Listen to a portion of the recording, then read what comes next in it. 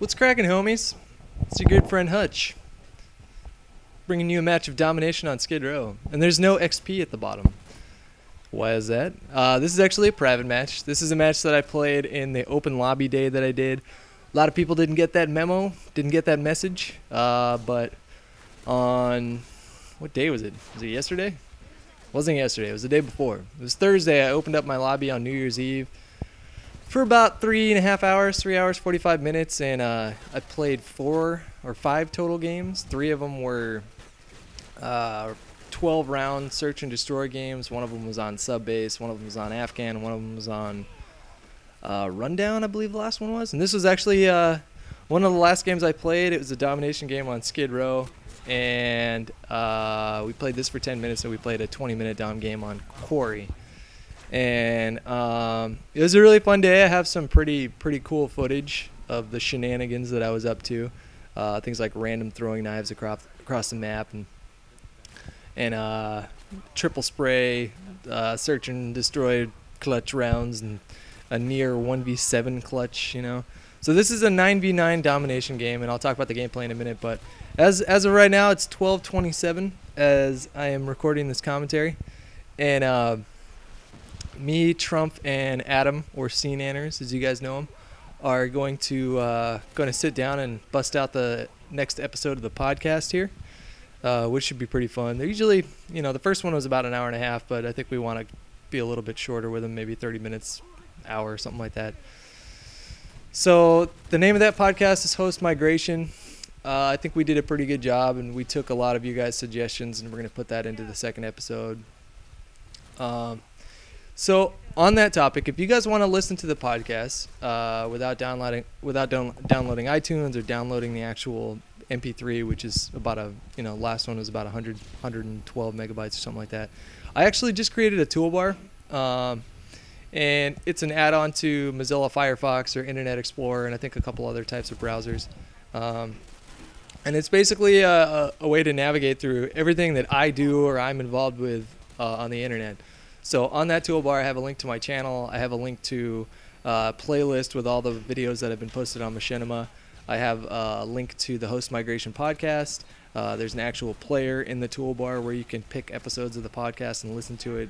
I have a link to my Twitter account. I do have a MySpace account that I'm rarely active on, but I'd like to start getting more active in terms of like community and social networking, stuff like that, interacting with you guys and getting feedback, suggestions, you know, or just ways to communicate with me if you wanted to say some shit.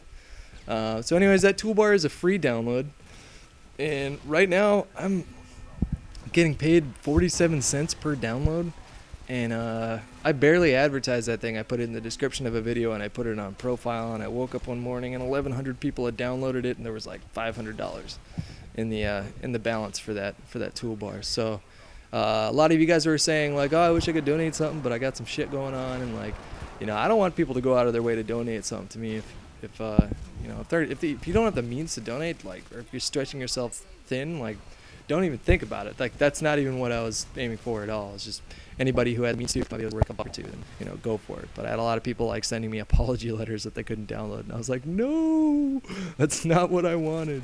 So I felt kind of bad about that. But people were asking me, how can I, you know, is there something else I can do? And this is a really great way to give back to the channel. If you guys like this channel and what I'm doing with it, and sort of the direction that I want to head with, you know, everything web related and doing that kind of stuff, and check out this toolbar. It's actually a pretty convenient way to navigate through all my shit. I actually have it on mine, so I can just click to where I want to go to check out how my little projects are doing.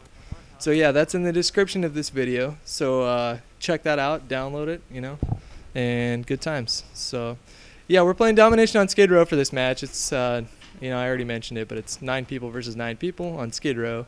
And Skid Row has a lot of areas which are just like insanely close quarters. And a lot of people say that in Modern Warfare 2, the submachine guns have become obsolete. And I think where that's coming from with most people is that the assault rifles are just like really dominant in this game. There's no idle sway, so like it's pretty easy to aim down the sights and get a long range kill with them. And the recoil on the gun is really limited, well, on all those guns. And a lot of the times the submachine guns just can't stack up against it. You know, close quarters and M4 versus a, you know, a UMP or something like that. A lot of the times the M4 can go toe to toe with it. But recently I've been playing with the Vector, and the Vector is a gun where I actually played with it for the first like few days that I got in the game, and I didn't like it at all for some reason. Like, if you guys have an experience similar to what I'm talking about right now, feel free to leave a comment. But sometimes, like, I do better with guns that just, like, don't really make any sense whatsoever. Oh, shit, the dog's barking. Time out. Time in. Okay, so there we go. Actually, I'm at my folks' house right now. I'm back in Sonoma County for a minute to sort of recharge my jets, hang out with some friends that I haven't seen in a long time, and start getting out of my little cave that I've built for myself lately. There's something about, like, video making and, like, opportunities that come up with that where, like, lately my life has been, like, go to work, wait tables for 6 hours, something like that, come home, and then really focus on, like, you know, different projects that I'm doing here. And, man, I ended up getting into a pretty, like, unhealthy headspace. Like, it's not good for human beings to isolate in their little projects for too long. And fortunately, I'm able to realize that right now. And so I'm back in Sonoma County for a minute. Me and Julia are taking some space away from each other because we just, like, don't know how to get along right now, and that's fine. We'll see where that goes. But for now, we're both deciding whether or not I want to move back to San Francisco eventually, or if I want to move back in with Marty, or, you know, what she wants to do. And so yeah, so here I am recording this commentary and doing podcasts and stuff like that, and hanging out with friends, which is what I should have been doing for like the last 2 months. Whatever. Anyway, so the Vector is a good gun. That's basically the point of what I was talking about right now. What it lacks in like power and damage, it makes up for in accuracy. So the thing about the Vector is that if they're long range, like, you want to burst fire with it. Like, if they're halfway across the map, if they're like all the way across the map, it's almost like pointless to even try and go for the kill. But if they're midway across the map, you can burst fire with this gun with, like, a lot of success with it. I mean, there's not a lot of recoil. It's really easy to use. And if they're close range, like, you do not need to burst fire at all. But it's not going to kill them a lot of the times in three bullets, I've noticed. If you have stopping power, it'll take, like, usually 3 bullets. It might be 2 to the chest, but I'm not really sure on those stats.